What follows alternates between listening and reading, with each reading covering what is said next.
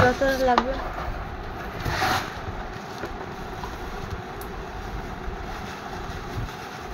তো দেখো এখন সন্ধ্যাবেলায় হচ্ছে চা করব না, তো মুড়ি আর চানাচুর দিয়ে মেখে খাওয়া হবে। আর ফেলে দাও। আর অরিত্র তো এখন নেই, তো দুজনে মিলে এখন খাওয়া হবে। আর অরিত্র জানো তো শুধু শুধু চানাচুরটাই বেশি ভালোবাসে। কি আজকে দুপুরে সকালেও খেয়েছে, আর দুপুরে খেয়েছে কিনা দেখিনি, কিন্তু সকালেও এক বাটি নিয়ে খেয়েছে চানাচুর। ও ঝাল ঝাল চানাচুরটা বেশি পছন্দ করে না। আমাদের ওই বাড়িতে থেকে থাকলেও মার কাছ থেকে টাকা নিয়ে এই চানাচুরটাই ও কিনে নিয়ে আসে আর খায়।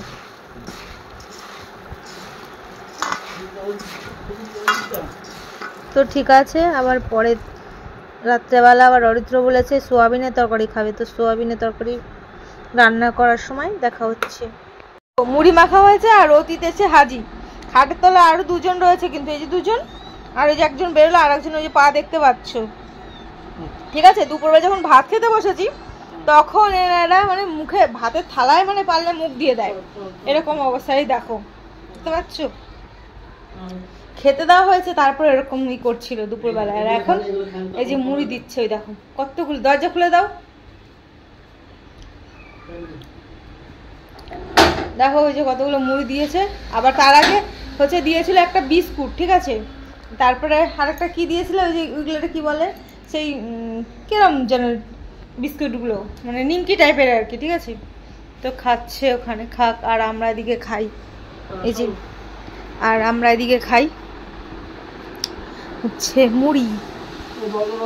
বন্ধুরা, আজ হচ্ছে আমি বানাবো সোয়াবিন কষা কষা সোয়াবিন কারি, ঠিক আছে।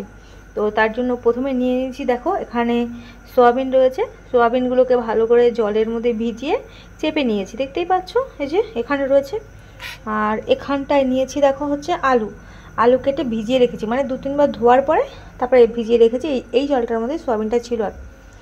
আর এখানটায় দেখো রয়েছে সমস্ত কিছু মশলা, পেঁয়াজ, রসুন, আদা, লঙ্কা, জিরা, এই সমস্ত কিছু, হলুদ, লবণ সব একসঙ্গে নিয়ে নিয়েছি, যাতে বারবার করে না নিতে হয়, সেই কারণের জন্য আর কি। তো দেখো এখানটা আমার কড়াই গরম হয়ে গেছে। এখন আমি দিয়ে দেব তেল, পরিমাণ মতন তেল দিয়ে দিচ্ছি।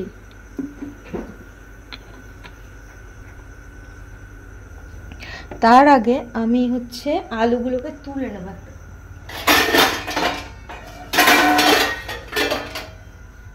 তো দেখো আলুগুলোকে আগে এই বাটির মধ্যে তুলে নিচ্ছি, না হলে জল অবস্থায় দিতে গেলে আমার গায়ে তেলটা ছিটে আসবে, ঠিক আছে। তো সেই কারণের জন্য আলুগুলোকে আগে আমি বাটিতে তুলে নিলাম। তো এবার দেখো তেলটা একটু নেড়ে চেড়ে নিচ্ছি।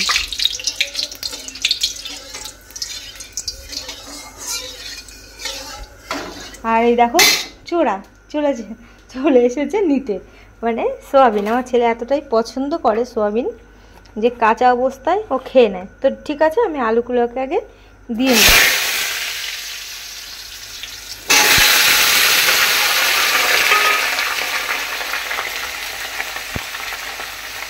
তো দেখতেই পেয়েছো আলুগুলোকে দিয়ে দিয়েছি।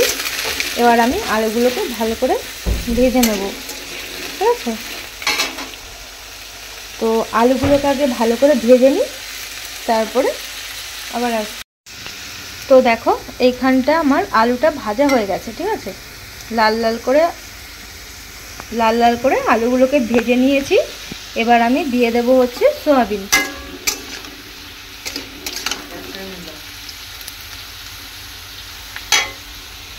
আর রান্না করতে আসে যে, মানে সব রান্না না, সয়াবিন রান্না করতে আসলেই যে আমার ছেলে কতবার মানে রান্নার কাছে আসবে তার মানে ঠিক ঠিকানা থাকে না, মানে সোয়াবিন খেতে আসে আর কি, ঠিক আছে। তো যাই হোক, সোয়াবিনটা আমি আগে ভালো করে ভেজে নিই, তারপরে মশলাগুলো দিয়ে কষিয়ে নেব।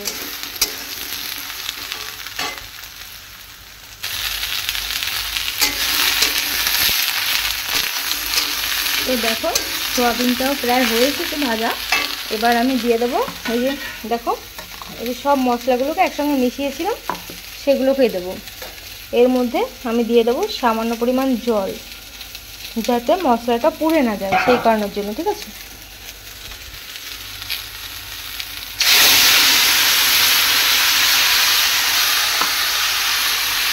তো এবারে মশলাটা দিয়ে ভালো করে কষিয়ে নেব।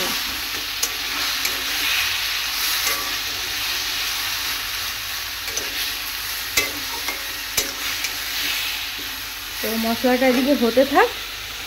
আর এই যে দেখতেই পাচ্ছ এইটার মধ্যে মশলা লেগে রয়েছে, এটা আমি একটু ধুয়ে নেব। এই মশলা ধোয়া জলটা আরেকবার দেব, এর মধ্যে অনেকটা পরিমাণ মশলা লেগে রয়েছে।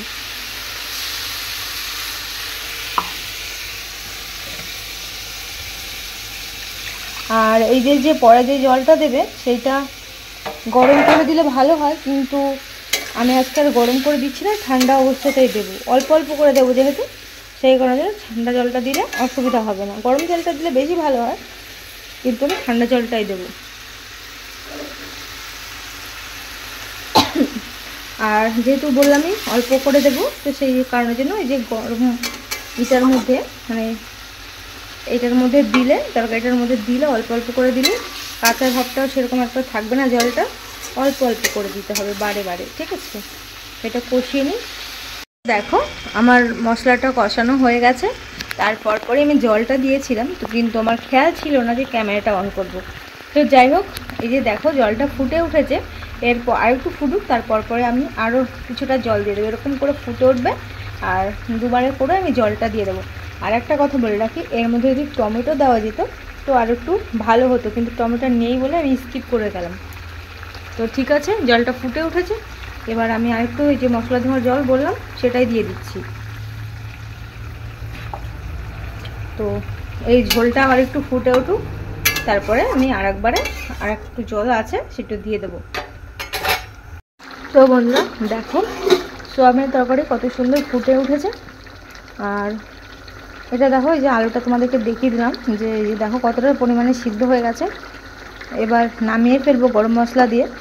আর এই মানে এই তরকারিটা ছেলের আবদারে করা, ঠিক আছে। সোয়াবিনের তরকারিটা আর কি ছেলের আবদারে করা, তোমাদেরকে আগেও বললাম। তো যাই হোক, এটাকে এবার গরম মশলা দিয়ে নামিয়ে ফেলবো।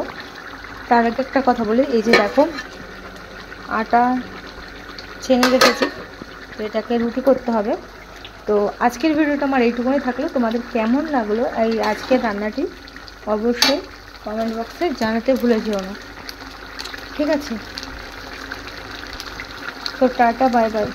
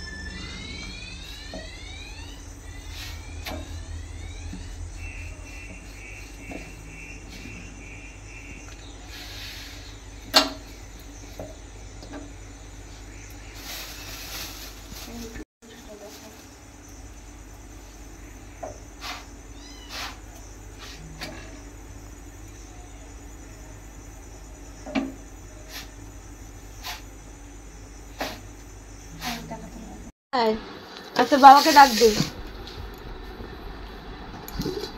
ডাক দে তোর বাবাকে।